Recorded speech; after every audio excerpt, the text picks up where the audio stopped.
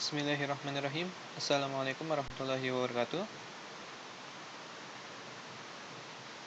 Di sini saya akan menyampaikan materi mata pelajaran mekanika teknik tentang gaya dalam struktur bangunan.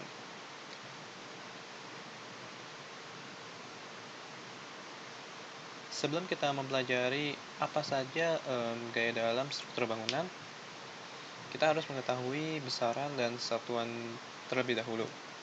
Karena besaran dan satuan ini sangat mempengaruhi dalam perhitungan gaya dalam struktur bangunan. Yang pertama, besaran. Besaran adalah segala sesuatu yang dapat diukur dan dinyatakan dengan angka, misalnya panjang, luas, volume, dan kecepatan.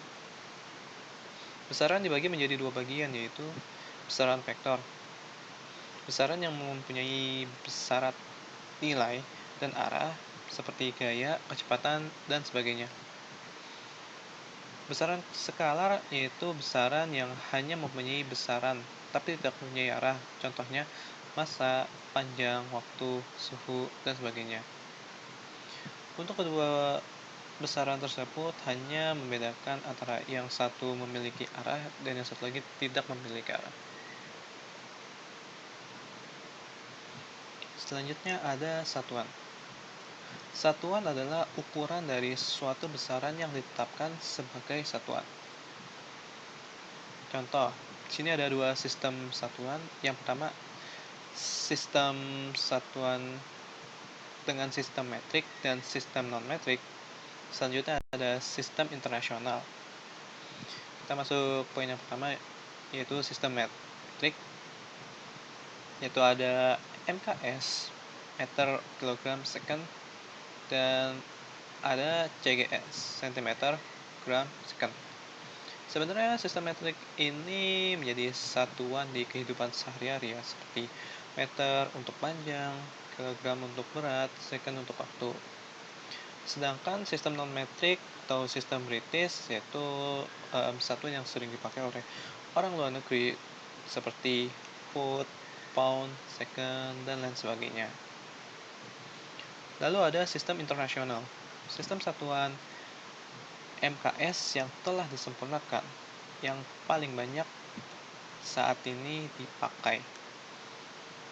Dalam standar Indonesia internasional, ada 7 besaran pokok berdimensi dan 2 besaran pokok tak berdimensi. Seperti apa? Kita langsung masuk ke slide selanjutnya. Ini dia. Ini adalah 7 besaran pokok dalam sistem internasional dan juga besaran pokok tak berdimensi. Untuk besaran pokok ini sering kita pakai di kehidupan sehari-hari seperti panjang yaitu singkatannya M, dimensi L, massa singkatannya kg, dimensinya M, dan lain sebagainya.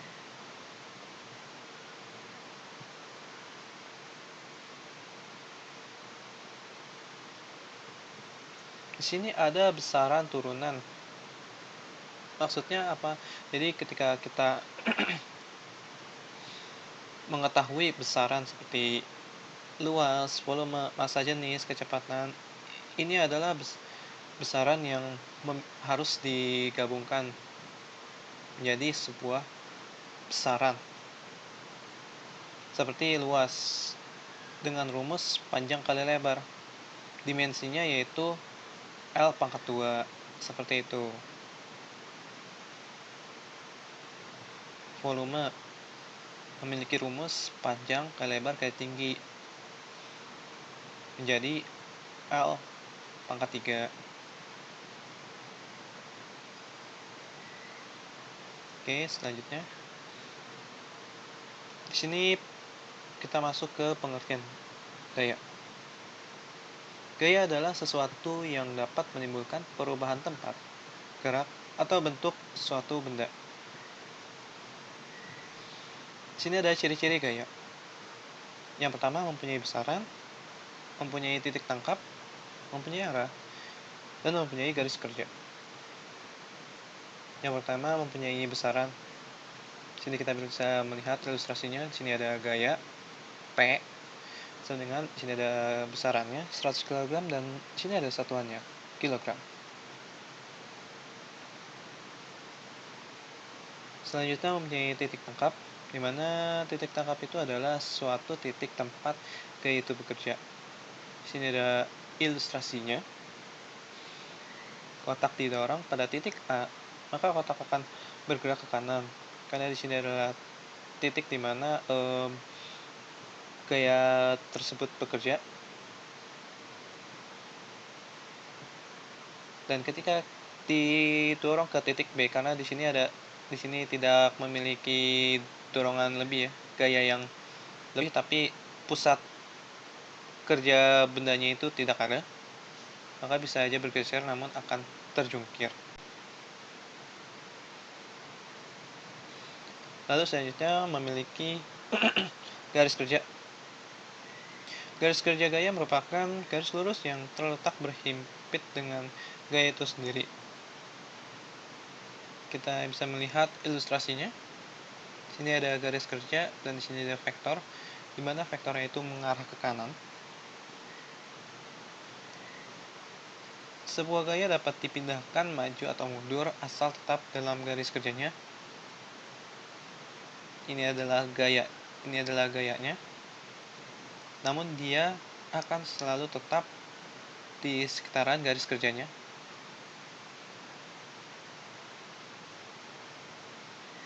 Dan yang terakhir, gaya harus mempunyai arah. Di mana gaya ini mempunyai arah ke kiri, ke kanan, serong, kemana saja, bebas. Namun yang perlu diperhatikan adalah kemana gaya itu menuju kemana gitu. Karena disitulah kita harus mempertimbangkan bahwa gaya tersebut akan kita prediksikan dan kita hitung sebesar apa gaya itu akan timbul yang akan diterima oleh bangunan yang akan kita rancang. Sini gaya adalah sebuah vektor, yaitu besaran yang mempunyai arah.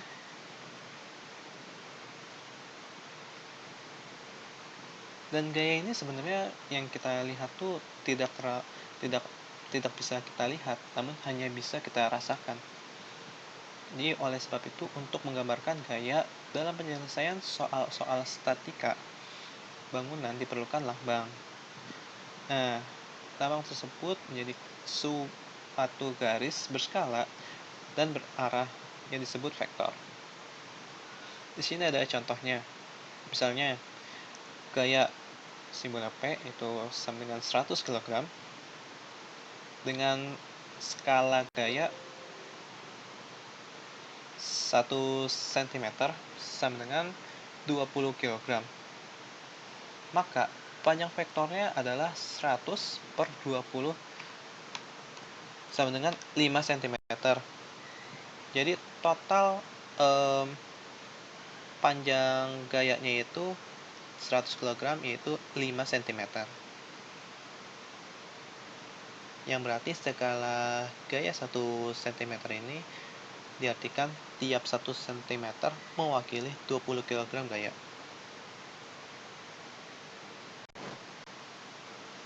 Itu saja yang bisa Bapak sampaikan.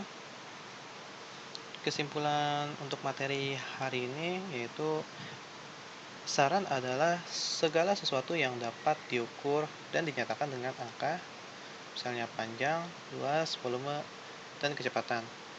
Sedangkan satuan adalah ukuran dari suatu besaran yang ditetapkan sebagai satuan.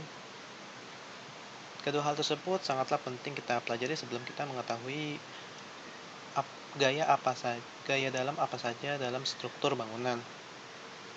Karena besaran dan satuan itu sangat mempengaruhi dalam perhitungan gaya dalam struktur bangunan. Untuk tugas hari ini ada 2. Yang pertama, tentukan dimensi dan satuannya dalam standar internasional untuk besaran turunan. Yang kedua, buktikan besaran-besaran berikut adalah identik. Di sini ada contohnya, dan kalau kalian review juga Bapak sudah berikan tabel yang berisikan besaran turunan.